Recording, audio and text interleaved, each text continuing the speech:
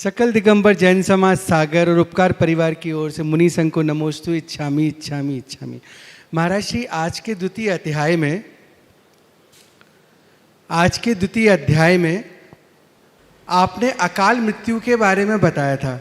गुरुदेव, अकाल मृत्यु होता क्या है? अगर हम इसको नहीं मानते हैं तो क्या इसमें मिथ्यात्व का दोष लगता है क्या? देखो, अकाल मृत्यु को लेकर के लोगों में बहुत सारी भ्रांतियाँ। आपने बहुत अच्छा सवाल किया और मैं चाहता हूँ इस पर पूरा प्रकाश डाल दूँ। मध्याह्न में तो समय ज़्यादा होने से मैंने संक्षेप में निपटाया। सबसे पहले मृत्यु क्या है, इसे समझे। मृत्यु क्या है? आयु क्षय न मरना, आयु के क्षय का नाम मृत्यु है। जैन धर्म के अनुसार मृत्यु का कोई देवता, यमराज, यमदूत जैसी बात नहीं है, ये केवल लोक श्रुति। जैन धर्म के अनुसार जब तक हमारी आयु होती है हम जीवन जीते हैं और आयु पूर्ण होते ही हमारा अंत हो जाता है। हमारी मृत्यु तभी होती है जब हमारी आयु का क्षय हो। आयु का एक परमाणु भी यदि शेष हो तो हमारी मृत्यु नहीं। समझिए, अब ये आयु का जो क्षय है वो दो रूपों में होता है, एक यथा समय और दूसरा असमय। आयु का यथा समय छीन होना सकाल मृत्यु है, सहज मृत्यु है, सामयिक मृत्यु कहलाती है। लेकिन आयु का असमय में नष्ट हो जाना अकाल मृत्यु है। समझ गया? अब ये समय में और असमय में क्या होता? हमारे अंदर आयु है, जैसे दिए में तेल डाला, आपने जितना तेल डाला सही तरीके से जले तो मान लो पूरा दिया भरा 3 घंटा चलेगा, और दिया भभकने लगे तो वही तेल हो सकता है 3 मिनट में भी खत्म हो जाए। हो सकता है 3 घंटे जलने वाला तेल 3 मिनट में खत्म हो गया। क्यों हुआ? क्योंकि वो भपका। यदि वह ना भभकता तो पूरे 3 घंटा जलता। इसी तरह हम जितनी आयु लेकर आए, यदि समान रूप से हमारा जीवन क्रम चलता तो हम अपनी आयु पर्यंत जीते। लेकिन यदि जीवन में कोई व्युत्क्रम आ गया, कोई निमित्त आ गया, कैसा? आचार्य कुंद ने लिखा है, विश्व वेयन रतक है, भय सत्थक गहन संकलेशेन आहार उस्सासाना निरोहना खिज दे आओ। विष के भक्षण से, शस्त्र के आघात से, भय से, संक्लेश से, आहार और उच्छ्वास के निरोध से यह जीव की आयु क्षीण होती। फिर आगे उन्होंने कहा, गिरिचरण पड़न भंगे ही अनय पसंगे ही विवेह ही अपमिच्चु महादुखम पत्तोसी अनंत वो धीर। हे धीर, पर्वत पर चढ़ने, पर्वत से गिरने, भंग होने से, अनीति के प्रसंगों से तूने अनेक बार, अनंतों बार अपमृत्यु के दुख को भोगा है। कुल मिलाकर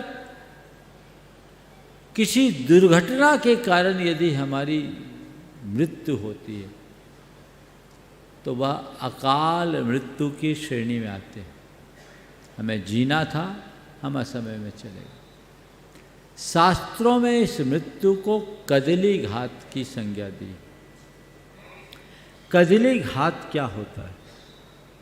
केले के पेड़ के विषय में ऐसा कहा जाता है कि वह अपना फल एक बार ही देता है, लेकिन उसके बाजू में एक दूसरा अंकुर फूटता है और वो बढ़ता है।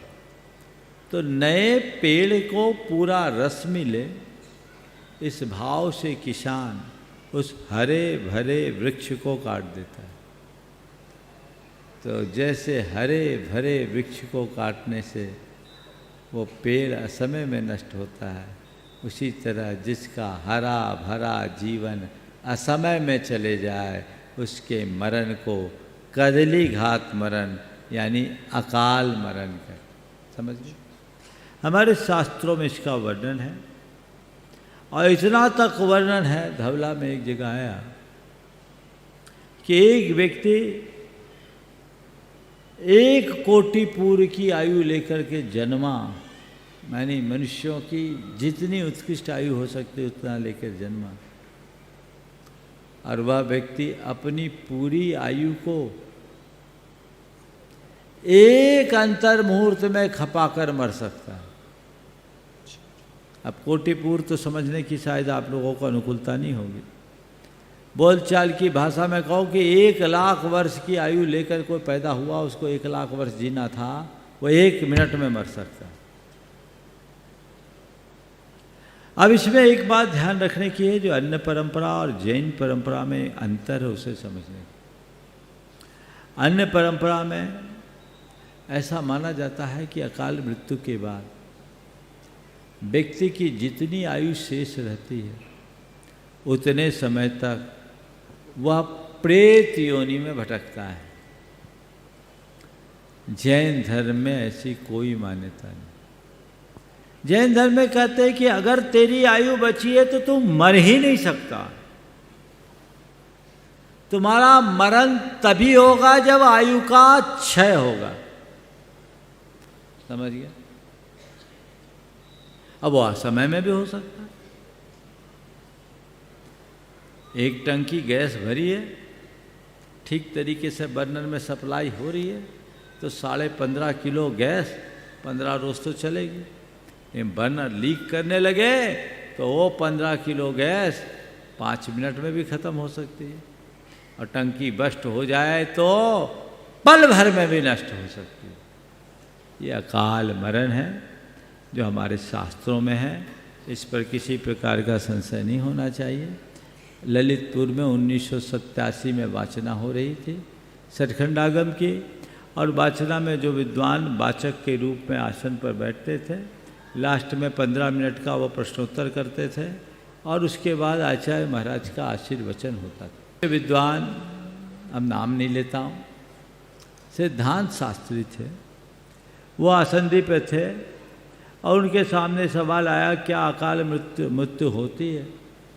उन्होंने अपनी तरह से उत्तर दिया कि निश्चय से नहीं, व्यवहार से होता है।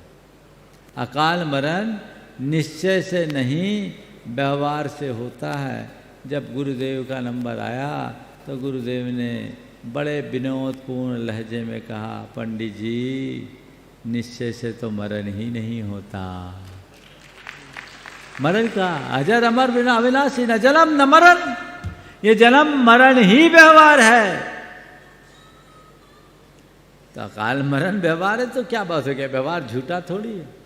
इसलिए जो जिस संदर्भ में है उसे मानना चाहिए। नमोस्तु।